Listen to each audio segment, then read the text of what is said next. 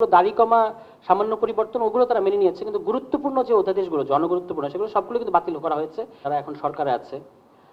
এখন তারা জুলাই সনদের অনেকগুলো বিষয়, যেমন কতগুলো অধ্যাদেশ তারা বাতিল করে দিয়েছে, গুরুত্বপূর্ণ অনেকগুলো অধ্যাদেশ বাতিল করে দিয়েছে। গুম অধ্যাদেশ বাতিল হয়ে গেল, মানবাধিকার অধ্যাদেশ বাতিল হয়ে গেল, এবং বলা হলো যে অধিকতর ভালো আইন আমরা করব। তো এখন যে গুম আইনটা তারা খসড়াটা করেছে, যেটা ওয়েবসাইটে তুলে দেওয়া হয়েছে, আপনারা দেখেন, আপনারা এখানে সবাই বিদ্যুৎ সমাজের মানুষ আছে, এটা কি আগের অধ্যাদেশের তুলনায় দুর্বল আইন হয়েছে নাকি অধিকতর ভালো হয়েছে?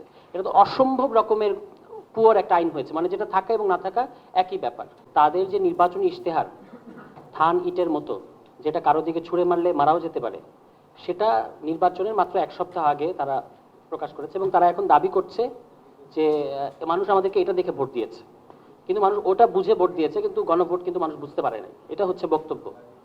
তো এইখানে আমরা যেটা দেখি, নির্বাচনের আগে এবং পরে বিএনপির অবস্থানের মধ্যে যেটা বৈপরীত্য, এটা তো আমাদের বলার কিছু নাই, এটা তারাই বলছেন সংসদে। তারাই বলছেন যে আমরা মেনে নিয়েছিলাম আদারওয়াইজ যদি নির্বাচন না হয়, মানে নির্বাচন হবে না, নির্বাচন নিয়ে একটা সমস্যা আছে, এই আলোচনাটা বিএনপি পপুলার করেছে বাংলাদেশে, এবং কিছু মিডিয়ায় টক শোতে এগুলো নিয়ে বারবার আলোচনা হতো।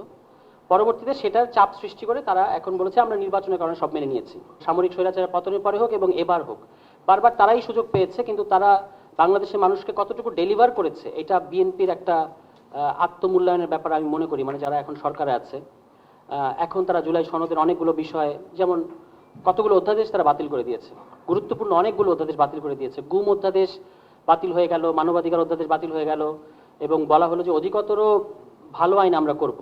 তো এখন যে গুম আইনটা তারা খসড়াটা করেছে, যেটা ওয়েবসাইটে তুলে দেওয়া হয়েছে, আপনারা দেখেন, আপনারা এখানে সবাই বিদ্যুৎ সমাজের মানুষ আছে, এটা কি আগের অধ্যাদেশের তুলনায় দুর্বল আইন হয়েছে নাকি অধিকতর ভালো হয়েছে? এটা তো অসম্ভব রকমের পুয়ার একটা আইন হয়েছে, মানে যেটা থাকা এবং না থাকা একই ব্যাপার। তো এটা শুধু একটা গুমের ক্ষেত্রে উদাহরণ দেওয়া যায়। এছাড়া তারা সুপ্রিম কোর্ট সচিবালয়ের যে সেক্রেটারিয়েট, সেটার অধ্যাদেশ বাতিল করে দিয়েছে, মানে প্রায় সবগুলো গুরুত্বপূর্ণ অধ্যাদেশ বাতিল করে দিয়েছে, এবং এখান থেকে আবার তারা একটা সংখ্যার রাজনীতি করছে আমাদের সাথে, যে আমরা 113টা মেনে নিয়েছি, মানে যেগুলো দাড়ি কমা সামান্য পরিবর্তন ওগুলো তারা মেনে নিয়েছে, কিন্তু গুরুত্বপূর্ণ যে অধ্যাদেশগুলো জনগুরুত্বপূর্ণ সেগুলো সবগুলো কিন্তু বাতিল করা হয়েছে।